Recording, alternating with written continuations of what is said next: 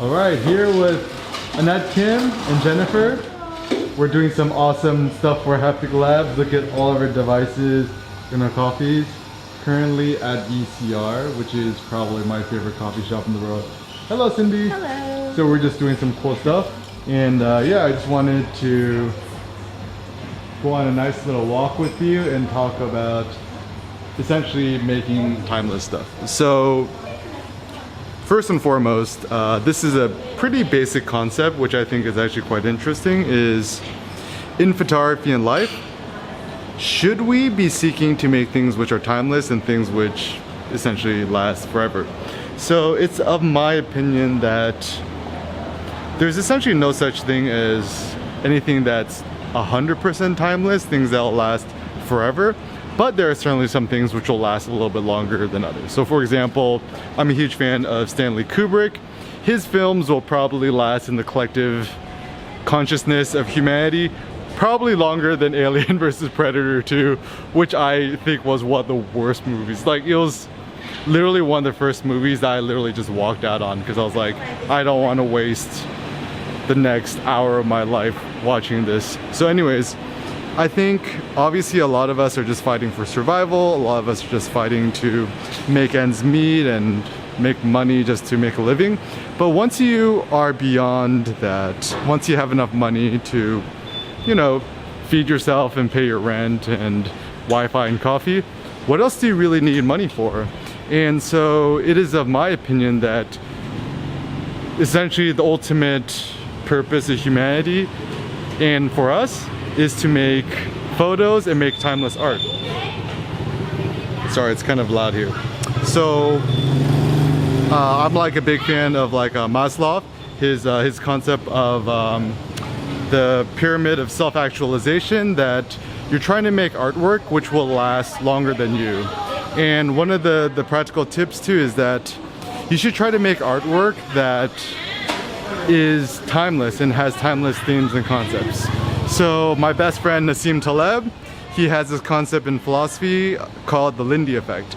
And the basic concept of the Linde Effect is this: generally what's been around for a long time is probably been around for a long time for a good reason and will continue to stay around for a long time.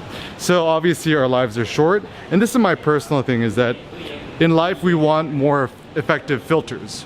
So even with photography, what photographers are worth studying, what photographers are not worth studying. So generally, I'd recommend the old school dead photographers, like the old school Magnum photographers like David Chem Seymour, Henri Cartier-Bresson, Robert Capa, and a lot of these old school classic street photographers from the past are probably the best ones actually worth studying, because their work, the compositions are pretty simple, and they deal with timeless things like humanity. And so if you want, and then obviously it's up to you what you essentially want out of your photography, but for myself, I want to make photos and work on projects which I feel like will last longer than me. And the more timeless to me, the better, because generally, like my buddy Nietzsche says, anything of worth is generally has been around for a while.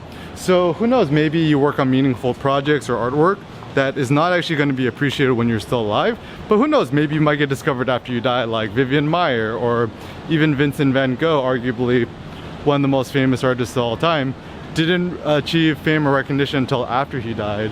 And so some practical tips on making timeless photos. So once again, just study the work of the masters from the past and just kind of ask yourself, why has their work been around for longer? Also, I think for great photography, aesthetics is very important, and you generally know what makes beautiful aesthetics by, you know, just like how the photo looks and feels.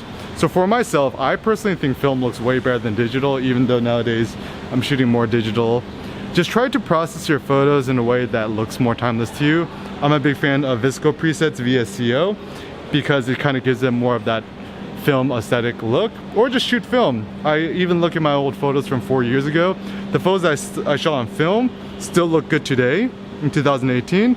Photos I shot on digital, kind of hit or miss. So obviously it's up to you, but just think to yourself, the photos you're shooting today, are you still gonna like them 5 or 10, 20, 30, 40, 50 years from now? And I know, once again, trying to make photos thinking about the future for that long could be a little bit overwhelming. But once again, when you're trying to make classics in your photography, it's fun because you just think about the long game. You don't worry so much about the likes on Instagram, stuff like that.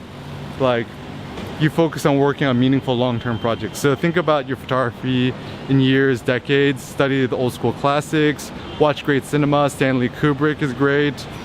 Study Cartier-Bresson, Joseph Koudelka, and all the greats, and seek to make photos and artwork which is timeless. Classic, classic, classic. Get your Dr. Dre on.